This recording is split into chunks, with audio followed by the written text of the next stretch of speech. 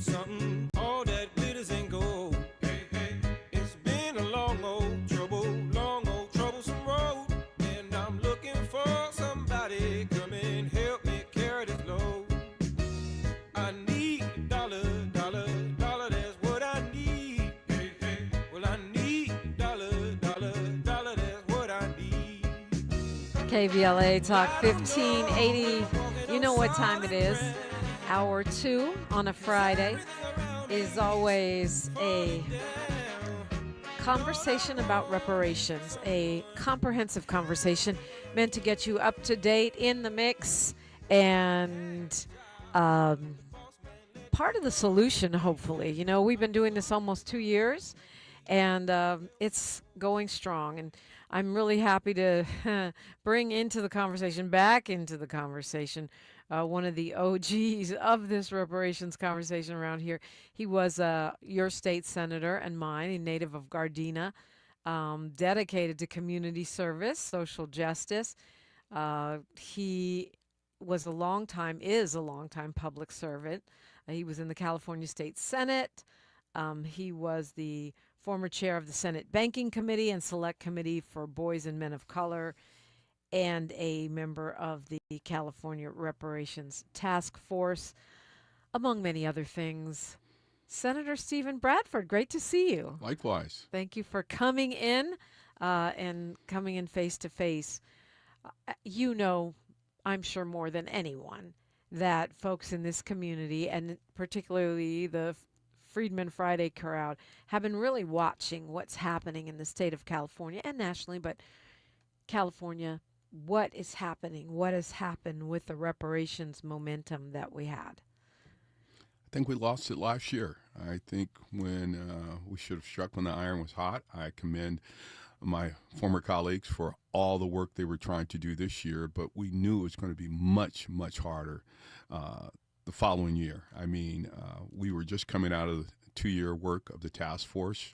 People were excited to see the legislation that was going to be coming from the over 150 recommendations from that task force, and to put forth the package that we did last year that was, truly, not only was Californians watching, the nation was watching as well, and not to be able to get the real significant portions of that package across the line was disappointing for a lot of folks.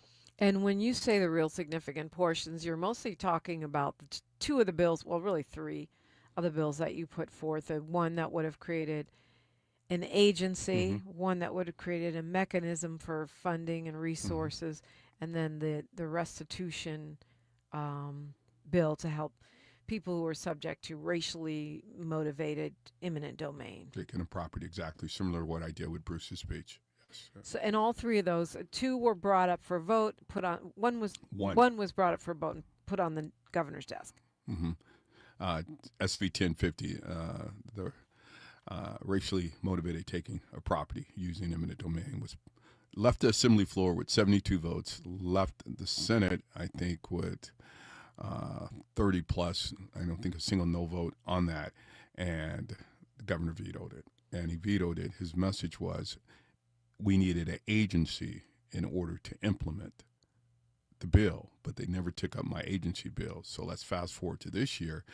Senator Weber Pearson did what was supposed to be the agency. He signed it, and he still vetoed the bill again this year. So I'm like, okay, if Senator Weber Pearson's bill was supposed to create an agency, then why again did he veto the bill? So. Right. So what does that say to you, that he, no matter what, he would have vetoed it anyway, no matter what agency, no agency, tweaks, amendments, no amendments? I can't speak for him, but yeah, I mean, we were surprised. I mean, I remember the veto message very clearly. We needed an agency. Okay, and if what we did this year was an agency, then it's no reason to veto that bill. I mean, and as I stated, we were able to return the Bruce's property 4 years ago to that family, and we didn't have an agency there. Where there's a will, there's a way. We could have figured out how to do this until we put together an agency or a department that oversaw reparations and the taking of property here in California. Well, what about that bureau bill. It's not an agency, right? It's a bureau. Is that a win? I mean, it's similar to what you put forth last year. Some might expect you to be celebrating that. Um, it's not agency, and technically, if you when we're having a real talk, that was the language I refused to take in my bill because we just felt it created an ongoing study. We've studied this issue long enough. We studied it for 2 years through the Reparations Task Force. We've studied it for 150 plus years as a country. We clearly understand the harm and the damage from from slavery, and we clearly understand what reparations should be. It's not a handout. It's not, charity. It's what was owed. It's what was promised, and what's 160 years almost overdue. So we didn't need to study it anymore. So we've turned it over to Cal State University, and I commend them. I'm a big supporter of Cal State University, but much of what they're going to do, they're going to depend on genealogists, and you had genealogists who testified against that bill because they said we already do this work. We already Right. have. You're talking about SB 437, which Yeah. is the Weber Pearson one, which did create a study. Almost all of the activists were against that because they felt it would stop other legislation. It would be like a poison pill. No, we can't do anything until this university study with no sunset date on it is complete. Is that your assessment? That's what folks felt, and that's why I didn't take the language last year. That was exactly the language that they tried to add to 1403, which was my agency bill. That was the governor's proposed amendment to your agency bill Yes. that you rejected, Yes. which came back as, speaking of ghost stories, it came back as a bill all its own. Yes, it did.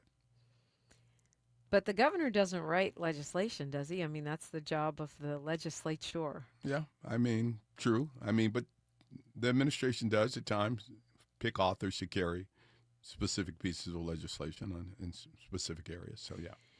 Is that the governor's way, or well, let me not ask you that because they could say it's a leading question. Why is the governor so keen to have another study when we already did a task force, when we already did, as you said, we've done our due diligence as a nation? I can't speak to why he felt that was necessary. Maybe internally they didn't have the budget, so to speak, to stand up agency. But I think we had our Native Americans agency that we established while I was in the legislature, and it wasn't a whole bunch of brouhaha. It wasn't a bunch of discussion of how do we pay for this. So we could have done it, and I just and you talk to the Mormons, much of what this study will do, they already have that information. I take my hat off to them. They have a great catalog and information of lineage and genealogy and all of that stuff. Those records, they probably have the most comprehensive records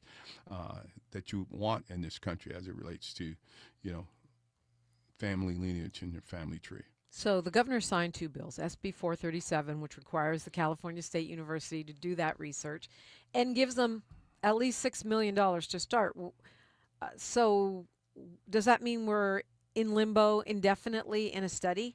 Is that where we are with reparations right now in the state of California? It's not the concrete recommendations that we had from the task force, for sure. One of the things I constantly stated for 2 years while I was on that task force is that, one, in order for it to be real, you have to put government infrastructure, be it an agency or the department, to really implement reparations. And two, it has to be in the budget. As we've always said, if it's not in the budget, it doesn't exist. And yes, we were able to secure $12 million last year, but that was just seed money, so to speak. And I made my argument that $6 million of that $12 million could have been used to stand up that department or that agency. So I wish I had a crystal ball to say what the future looks Right, like, but yeah. I don't see anything concrete coming anytime soon. Where's that other $6 million gone? I have no idea. Okay. A mystery and a ghost story. It really is Halloween around here. What about the Bureau itself? I know you wanted an agency, but somebody did a version of your bill for a Bureau, and it's now a thing. Isn't that a concrete reminder that we are supposed to be doing reparations in the state, that there was a task force and all that? Oh yeah, without a doubt. I'm not here to knock that in any stretch of the imagination. I just think we could have gone farther. We could have been more specific as to what that bureau, that agency would have done, and we were very specific about that during the task force, during the recommendations, and as one of my former colleagues on the Reparations Task Force says, yes, he just, it was described as, even in the community, as it's nice, but it was nothing, no there to it, Yeah. I mean, I wrote a letter of support of it, but, we needed, and we're going to need more, structure in order to really implement what's needed to be done here in California. Thankfully, they were able to move it out of justice and into civil rights. Can something, I mean, you've been a lawmaker for a long time. Can something like that be bolstered after the fact? Could it morph from a bureau into an agency? Could it? Without a doubt. I mean, again, as I stated, where there's a will, there's a way. If you have legislation, you have a governor or administration who wants to do it, yes, you can make it happen. So it's just a question of how committed they are going forward to really stand what needs to be done and read that report. I mean, 1,500 pages. I mean, it's not easy to read, but it's very specific on what needs to be done. And we're far from living up to what's in that report. Do you think that it's a surprise that the governor vetoed everything? Okay, let me ask you this way. I feel like a lot of politicians are afraid of reparations, that it could be a ball and chain for their future aspirations. Many of us think that the governor wants to be president, and that's why he wouldn't sign any of these things, and that's why a study seems like just another way of kicking the can down the road. Is reparations, you said where there's a will, there's a way, but can there be a will if politicians are afraid to be labeled as reparationists? Yeah, there's some concern there. I mean, I served with colleagues that didn't want to touch anything, have anything to do with reparations. No, you can't talk about that. But we have to have those hard conversations. We have to be willing to step out of our comfort zone. If we're just letting our political future, our personal political futures be the barometer of what we do or we don't do, then we'll never get anything done in this country, whether it's reparations or, affordable housing or whatever the case may be. I mean, a lot of folks are afraid that what will be the, results of them taking a vote on a piece of legislation based on their own personal political future. Senator Stephen Bradford is here. It's a Freedmen Friday. We're looking at reparations. Where are we in the state, the nation, and what the future may hold? All that straight ahead on KBLA Talk 1580. She's reclaiming her time on KBLA Talk 1580. More First Things First with Dominic DePrima when we come forward.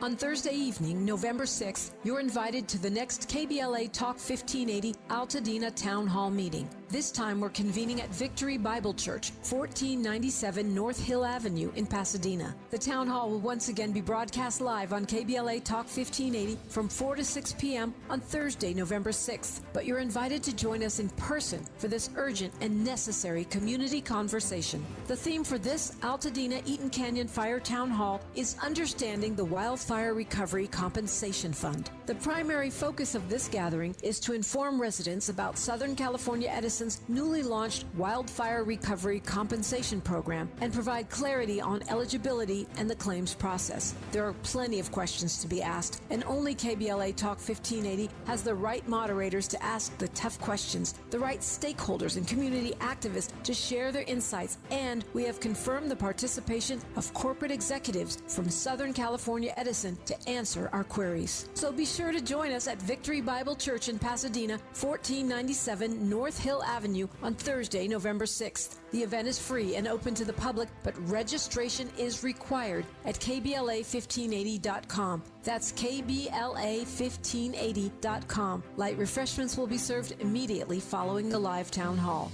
This KBLA Talk 1580 Altadena Rising Town Hall is brought to you by the Black Freedom Fund.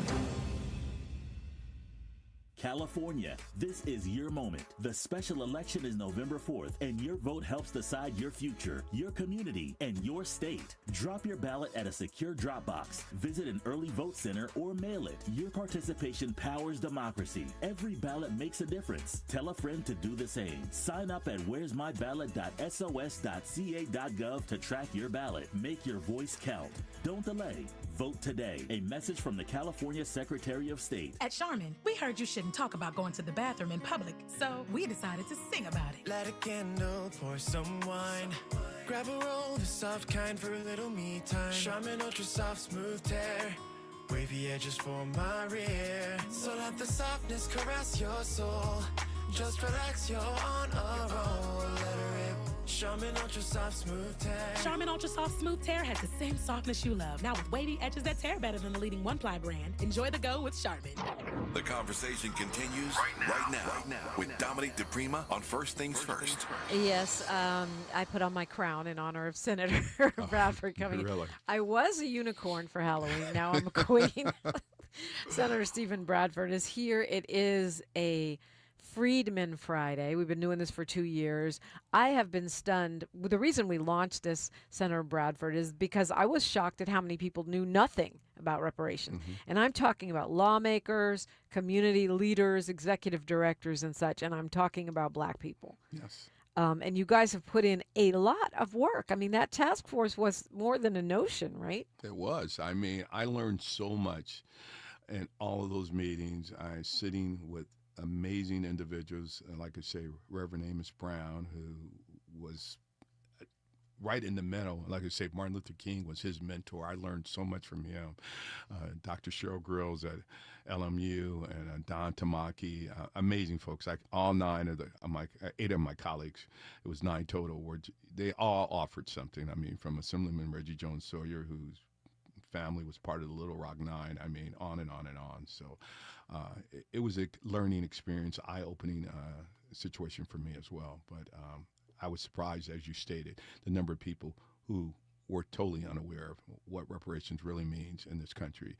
And a lot of folks didn't even follow the work that the task force was doing. So Yeah. But it's not too late. No, Because it's like you not. said, there's a huge report. There's an executive summary, and the work continues. You said you indicated that you felt like if the governor didn't sign it, and last year, if we didn't push that stuff across last summer, that maybe it's too late. You mean too late for this cycle because of the budget, because of Washington, because of the governor, or you mean too late forever? I don't think too late forever, but, you know, as the saying goes, you strike while the iron's hot. Yeah. And it was hot on the block. I mean, not only was Californians watching, the nation was watching. I lost track of the number of colleagues, part of NBCSL, National Black Caucus state legislators, that were watching California, who were following what we were doing because they were implementing similar legislation in their states, like Senator Sanders in New York. They created a reparations task force based on what we were doing, and it was colleagues all across the country who were looking at what we were doing, and once they saw we couldn't get it across the finish line, they were like, how do we do it in Mississippi? How do we do it in Florida? How do we do it in these other states that aren't as progressive and not as forward-thinking as California? So it took a lot of wind out of a whole lot of folks' sail when we couldn't get it across the line. Yeah, a lot of people are mad still. Yeah. And community members. What I hate to see is the division that it's caused, not only from between the community and the CLBC, but also between different reparations factions, I guess you could say.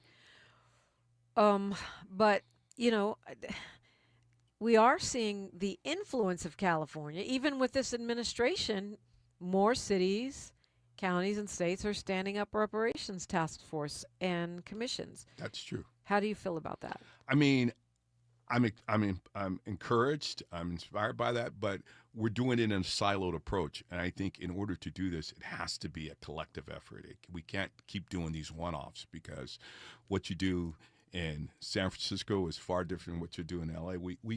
We have to have a clear guideline and a set framework that we can all adhere to, whether you support it or not.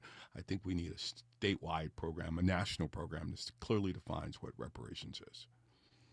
So does that mean you share the concerns of Dr. Sandy Darity that maybe we shouldn't be doing all this local stuff? It should be now focused on a federal, even though HR 40 is, continues to stall, and we have apparently no power, almost no power in Washington. Or are you just saying we need to be more serious in the way we approach this collection of municipal and county and state? I commend again all these local communities and local leaders, whether it's on the city, county level, or even state, that are taking these initiatives. I'm not going to knock that at all. I just think we just need a more cohesive, unified approach that helps build a strong foundation so we can say, hey, this is what we all want. I mean, what you're doing in Evanston, I commend them. I mean, it was forward thinking.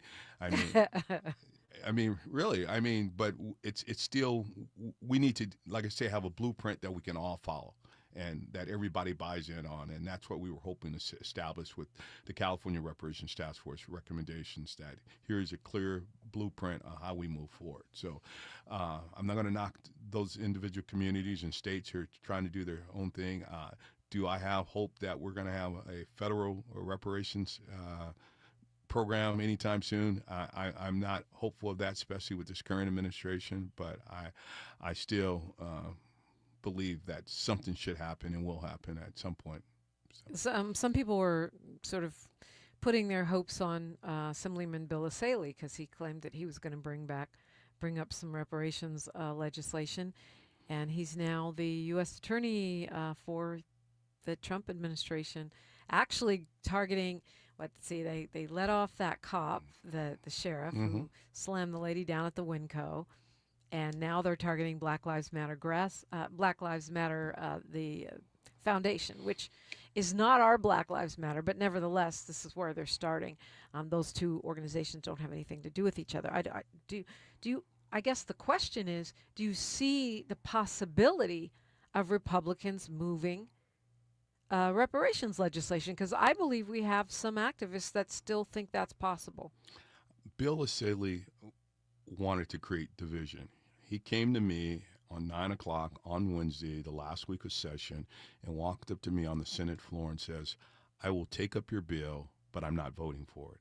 I says, I don't need that then. I says, I don't need that. It's optics. All he was trying to do was expose the Black Caucus for their unwillingness to take up the bill. And I says, I don't need this division. And that's what Bill Asaley is. He was about divide and conquer, and what you've seen as a U.S. attorney is who Bill Asaley is. He's not about real reparations. He's about, targeting individuals that, and pushing his own agenda. And so, no, I wouldn't let him take up the bill. And that was part of what I was trying to tell to the Black Caucus, that, I should not to the Black Caucus, but to some community members who thought they had hope on him doing this bill this year. And I says, it's all smoke and mirrors. It's optics. He got to believe in it. He doesn't believe in reparations. He's not a supporter of reparations. He just wants to divide the caucus and the Black community. And I says, I wouldn't be a part of it last year, and we shouldn't be a part of it this year when he was still part of the assembly. He said to you, I will take up your bill, but I won't vote for it? He walked on the Senate floor. I never heard that story. I will bring your bill up, but I'm not going to vote for it. And I said, thank you, but no thank you. Wow. Yeah. Have you ever heard of that before? I'll bring up a bill, but I won't vote for it?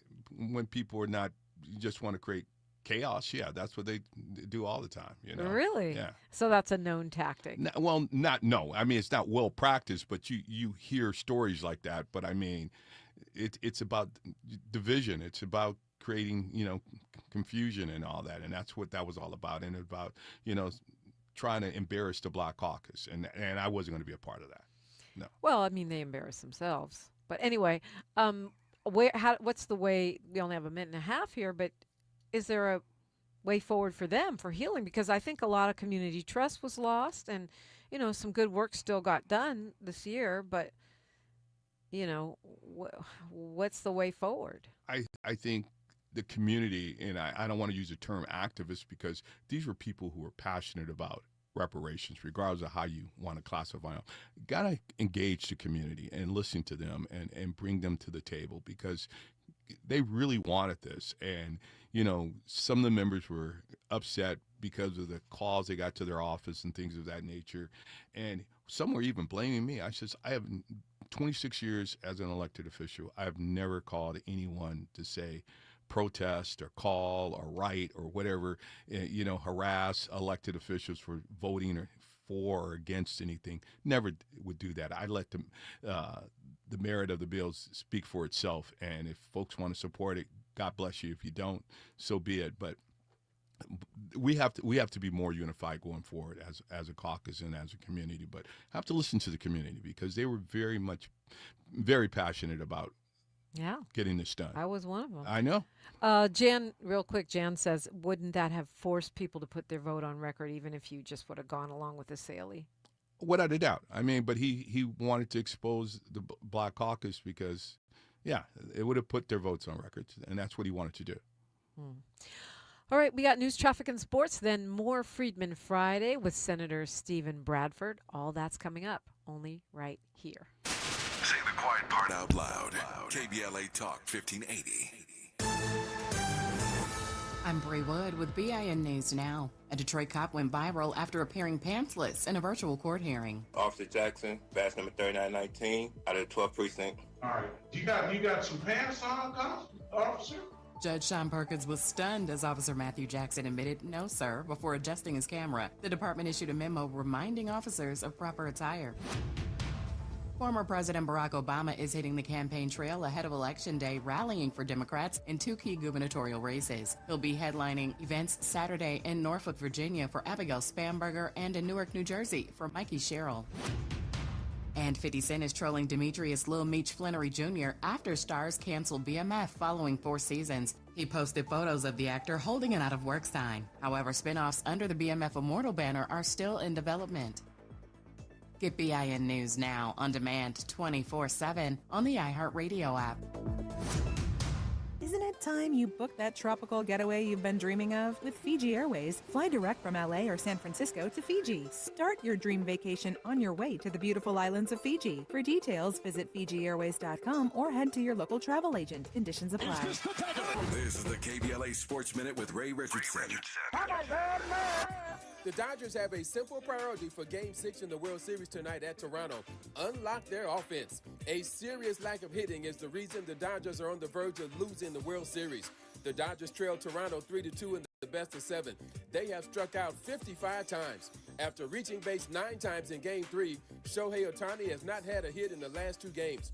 Mookie Betts is 3 for 25 at the plate. If these numbers don't change tonight, the series could be over. First pitch tonight at 5 o'clock. A crowd of 47,266 showed up last night at Lincoln Financial Field in Philadelphia, home of the NFL Philadelphia Eagles, to watch an HBCU football game between Delaware State and Norfolk State. Delaware State head coach Deshaun Jackson and Norfolk State head coach Michael Vick were teammates for 5 seasons with the Eagles. Both are in their first seasons as head coaches. Delaware State won the game 27-20. That's your KBLA Sports Minute. I'm Ray Richardson on KBLA Talk 1580.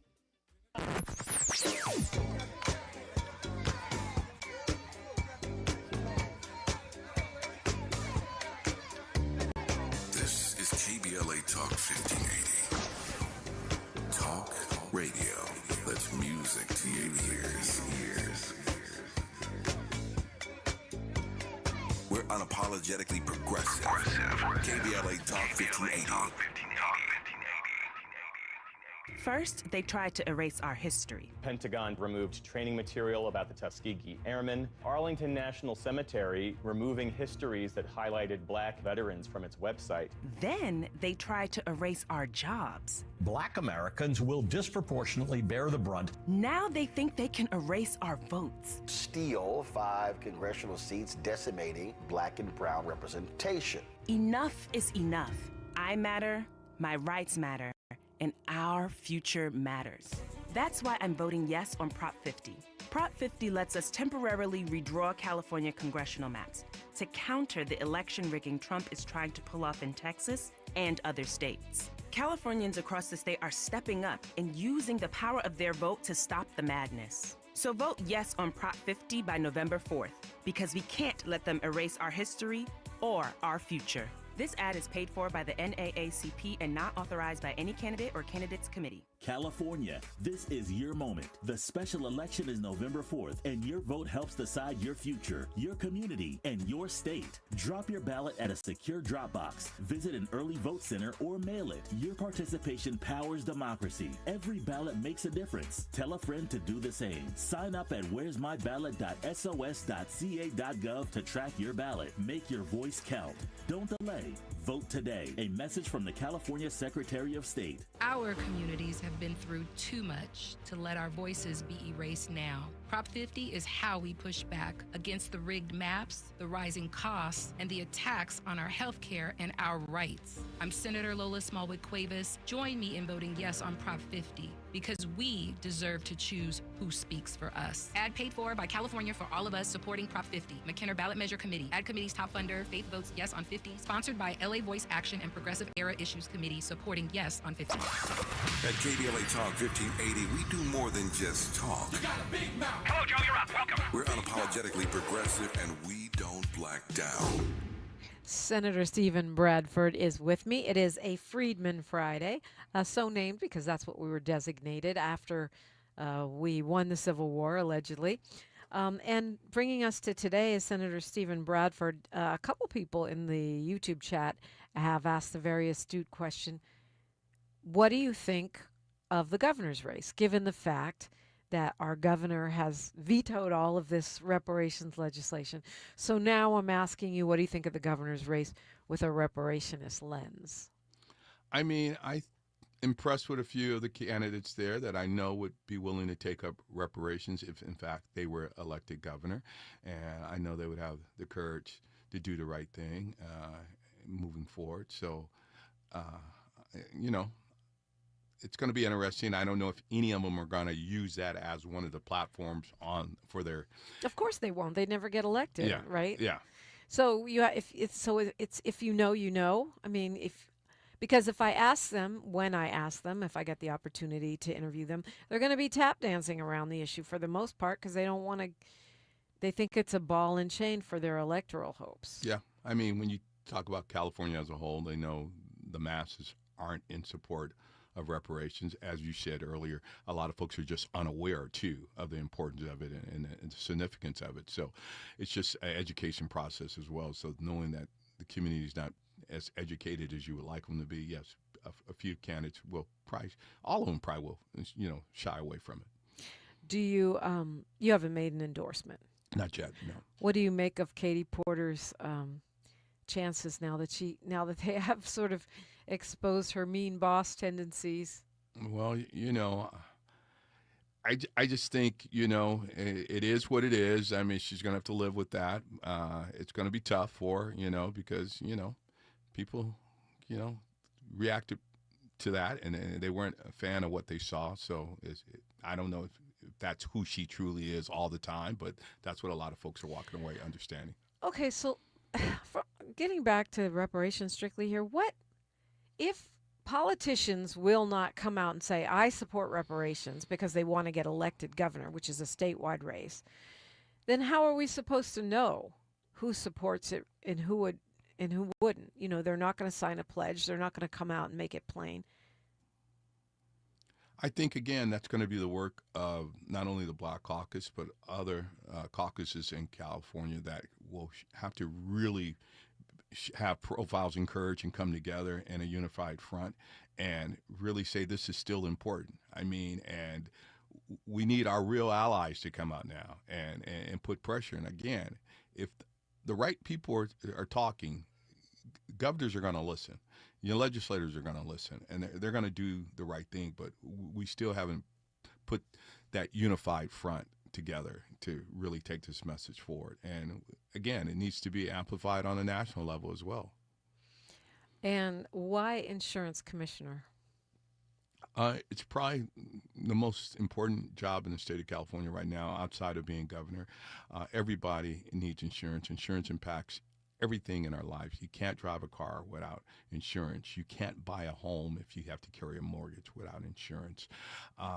It is so many moving parts here. You can't build in California if you can't get your project insured. And insurance companies are leaving, 90 going west out of California. I mean, Geico, Allstate, and Liberty Mutual, they don't even write car insurance here in California anymore. So we have to find a way to stabilize the market, but most importantly, make it affordable for all Californians. I didn't seek this office specifically. I was recruited to do it. I'm honored that people feel I have the skill set to bring folks together and have adult conversations, because that's what it's going to take to do this work. It's not a simple task by no stretch of the imagination. Yeah, it sounds actually very complicated, but also, is there a way that you feel you'll be able to help people like the Eaton Canyon Altadena folks who are impacted by the insurance mess in this state as they try to rebuild their lives? Without a doubt, by responding a lot quicker, holding these insurance companies accountable to pay the claims if they are valid, by improving the FAIR plan, which a lot of those folks have in these fire areas. The FAIR plan, all it does is provide fire protection. It doesn't provide earthquake, flood, theft, any of that stuff. And it needs to be stood up. It was designed to be the policy of last resort, but for many Californians, it's the policy of only resort. So building that out, but something that people don't know about the insurance department, and that in 2000, Governor Gray Davis signed a piece of legislation that created the slave registry insurance, slave era, I should say, insurance registry, to ask insurance companies that provided insurance for slaves and slave ships to bring forth that documentation, to help with genealogy, and to help with reparations.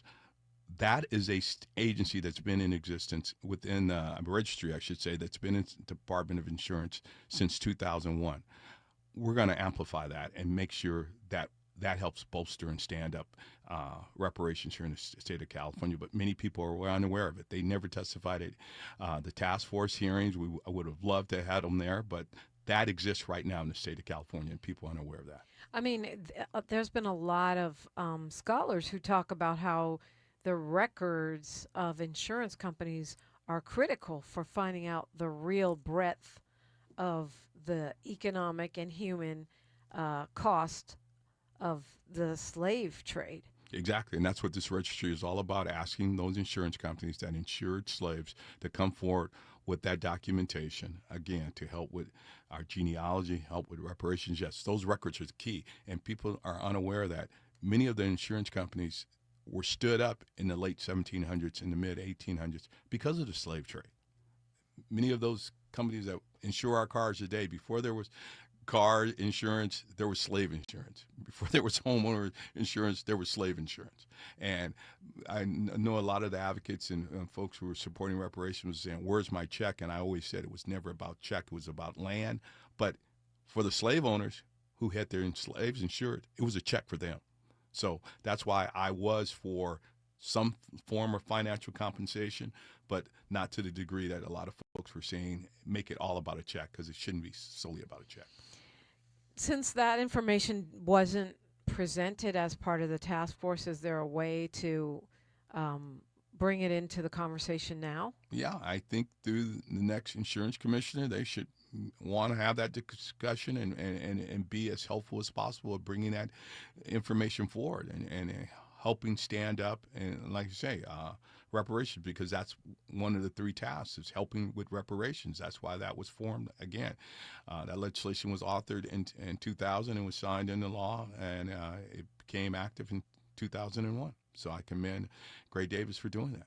Yeah, I wasn't aware of that. Yeah. When you talk about, where we are now, I mean, obviously you're running for insurance commissioner. I'm assuming you're going to win. But obviously you're termed out of the Senate, otherwise you'd still be there. For those of us who are voters who support reparations, what should we be looking at as next steps in this state to make sure that we don't end up just with an endless study and a feckless bureau, and then it goes nowhere. I mean, holding their elected officials accountable to bring something meaningful, substantive forward. I mean, to really put meat on the bone, so to speak, and not just of those African-American members, but of all members of the legislature, whether they're in their district or not, holding legislators accountable. And far too often we do not hold our elected officials accountable. Many times they don't even know who their elected officials are. So getting to know your elected official, letting them know what's important to you as a voter, what's important to you as a resident here in the state of California. It sounds simple, but we got to let our voices be heard. We have to, have a more united front going forward. We're talking with Senator Stephen Bradford. It is a Freedmen Friday, and I'm looking at conversation in the chat. It's robust as usual on YouTube. If you want to go to KBLA 1580, that is where you can hop in the conversation with our delegation, our friends, and our ops. They're all there. KBLA Talk 1580. More of First Things First with Dominique DePrima when we come forward. First, they tried to erase our history. Pentagon removed training material about the Tuskegee Airmen. Arlington National Cemetery removing histories that highlighted black veterans from its website.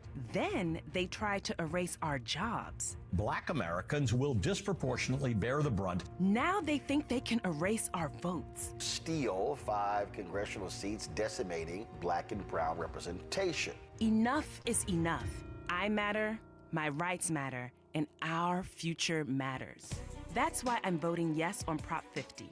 Prop 50 lets us temporarily redraw California congressional maps to counter the election rigging Trump is trying to pull off in Texas and other states. Californians across the state are stepping up and using the power of their vote to stop the madness. So vote yes on Prop 50 by November 4th, because we can't let them erase our history or our future. This ad is paid for by the NAACP and not authorized by any candidate or candidates committee. eBay has reinvented vehicle buying. From click to curb, everything's covered. Ever try to buy a car online and end up in a parking lot with a stranger and some blind trust? That era is over. Now with Secure Purchase, eBay isn't just where you find your car. It's where you buy it, start to finish. Title, financing, registration, delivery, it's all built in. This is the modern way to buy your next ride on eBay. eBay. Things people love. Secure Purchase is powered by Caramel Dealer Services, LLC, an eBay subsidiary. It all comes down to this, folks. Yep, the entire season is on the line. But my throat has officially thrown in the towel. Sounds like you need Vicks VapoCool drops. They're max strength and vaporize sore throat pain. Whoa! These VapoCool drops hit fast! Speaking of fast, did you just see that play? Yeah, he vaporized that ball. That pun should have come with a penalty. Vaporize sore throat pain with Vicks VapoCool drops. Use as directed.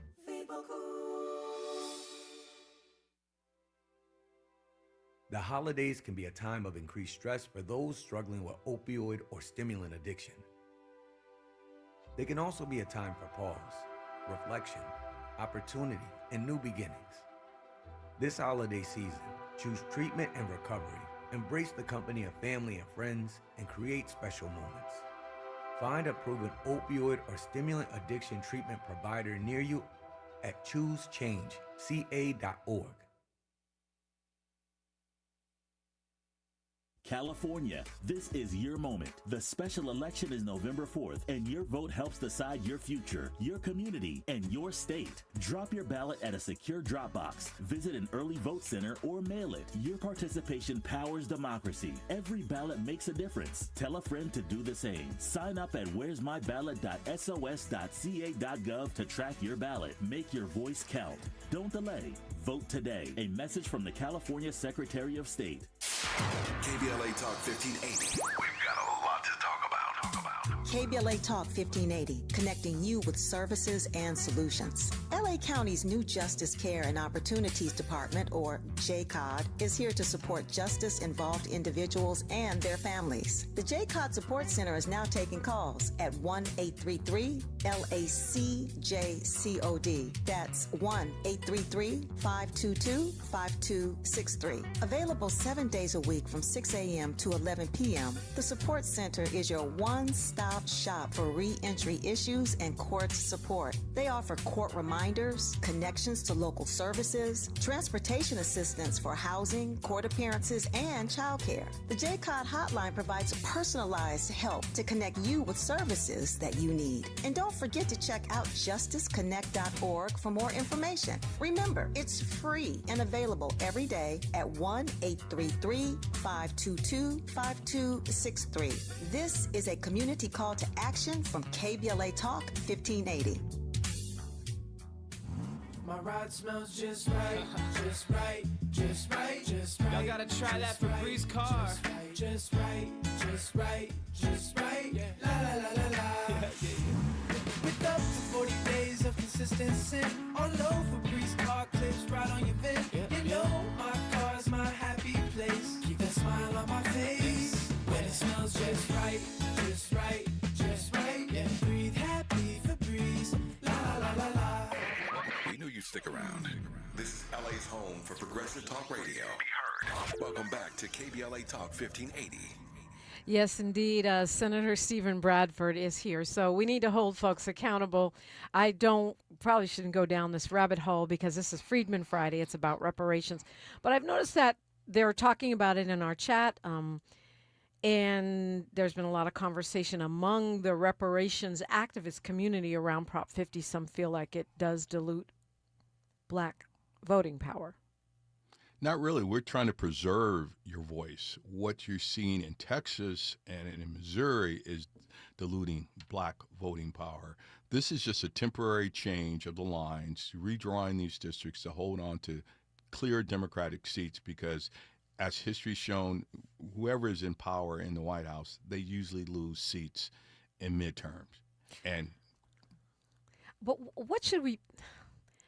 As black people in California, and specifically in LA, but in California in particular, where we've stood up this task force, where regardless of the outcomes, we have influenced the nation, the dialogue, the normalization of reparations, but yet we are shrinking. I mean, we are being pushed out, priced out, and erased from many neighborhoods through gentrification and other things, other forces. Our districts are being diluted as people move. There are fewer and fewer so-called black districts or black seats. How do we preserve that power? How do we even benefit from unity if we're scattered everywhere and we don't have that concentration of influence? That's a good question, and it is in many ways by design. As I've made that argument many times, there are no true black districts, as you just stated, anymore in California. But at the same time, we need to make the argument, just like we were represented by non-African Americans for centuries, why can't black folks represent folks in these other districts? And, it seems, you can't get elected there. Why not? I mean, for far too long, blacks were represented by white elected officials. So we have to get past that blacks can only represent black folks. And I think, again, we do that by going to the polls in numbers, whether we're spread out throughout California, spread out across the country. We need to let our voices be heard. I mean, we still vote above our weight class, yes, right? We do. Which is why anyone comes to churches anymore and messes with us. No, we do. I mean, African Americans, especially African American women, have been the difference in all critical elections over the last 50 years. We still are the game changers. And so our vote is still important, but we need to understand that, and we need to coalesce. I mean, yes, we are being diffused as a community. Like I say, gentrification is real. Being priced out of the neighborhoods that we helped establish is real. But, I wish I had a simple answer to that. It's more than just, California, it's a national trend, but we still need to show up and speak up and stand up and do what we need to do. It's funny though, because I think about there's a lot of black people representing districts that are not majority black, Yes. right? Yeah. I mean, we wouldn't have the number of city council persons in LA if it was only black districts. We'd have none. Yeah. But I think part of the fear is that when someone African American or black or freedman gets in office and they're not in a majority black district, we're going to get to the I'm the president for all Americans and abandon the interest of our own community. And that's why you have to be clear on who you're electing so they stay true to, who they are and represent the community. Yes, you got to represent everybody, but you also have to, own who you are culturally, your values. And I don't know how you legislate that, but it's in the integrity of that individual to want to continue to represent and be a strong advocate for their people.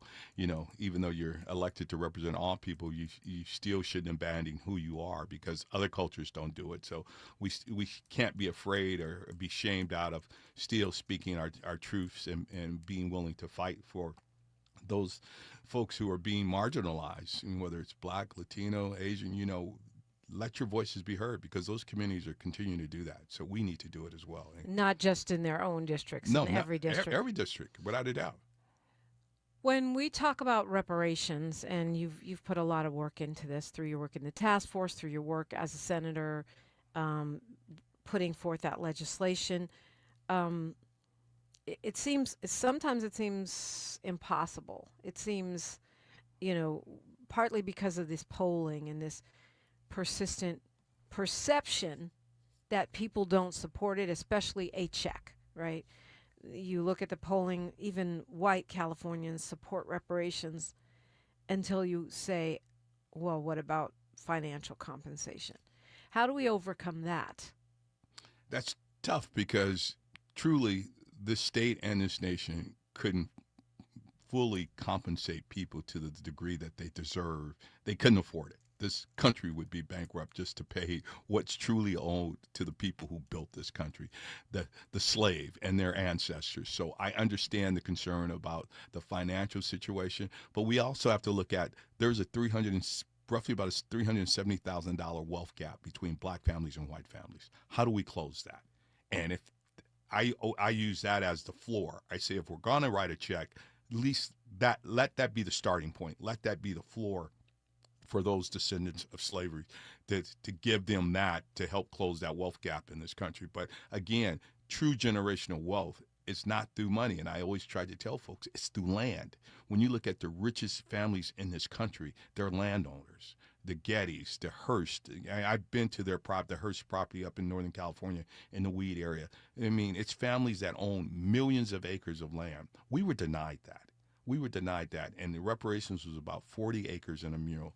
Imagine if you gave every black person 40 acres today. Yeah. Or of course, it would depend where those 40 acres were. But imagine if they had that land and the type of wealth that they would have. And that's why it's even about home ownership, of always saying, don't sell, invest. You know what I'm saying? Invest in those properties. Pass that on to your children, your grandchildren. Hold on to that property. So, I wish it was an easy answer there, but, we just need to understand the importance of making up for those hardships, that the losses that we have faced in this country. I mean, being denied a right to buy a home, and once you have your home redlined or taken from you, I mean, that still happens today.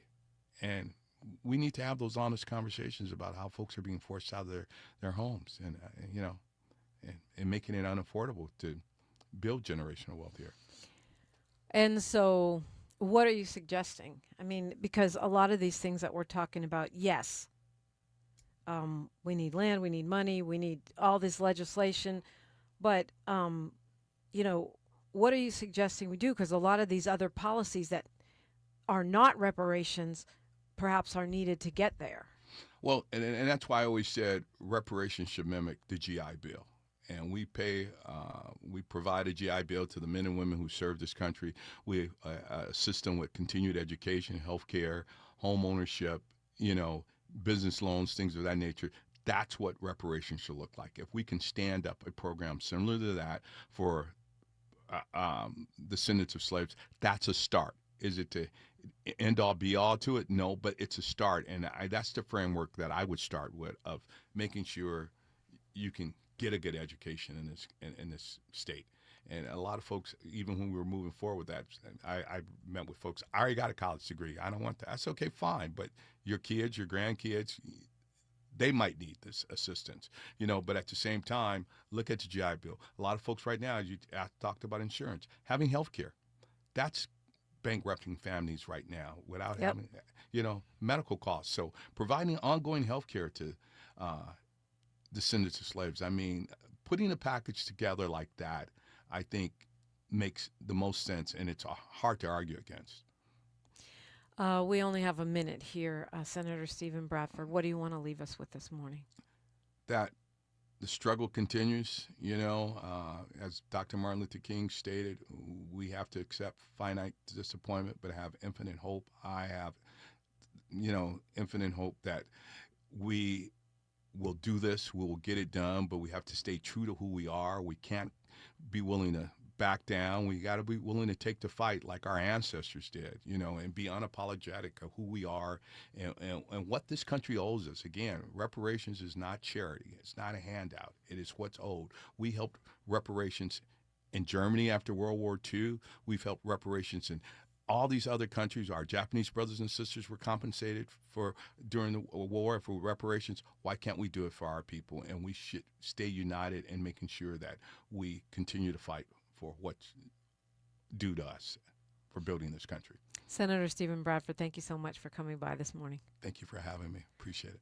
Phone lines are open. All the folks that are talking in the YouTube chat, all the folks that are listening, wherever you are around the world, you're invited in. We've got Amnesty today. If you have called before, you can call again, 800-920-1580. We are unapologetically outspoken, unapologetically progressive. KBLA Talk 1580. KBLA 1580 Santa Monica. I'm Bree Wood with BIN News Now. A Detroit cop went viral after appearing pantsless in a virtual court hearing. Officer Jackson, badge number 3919, out of the 12th precinct. All right. You got some pants on, officer?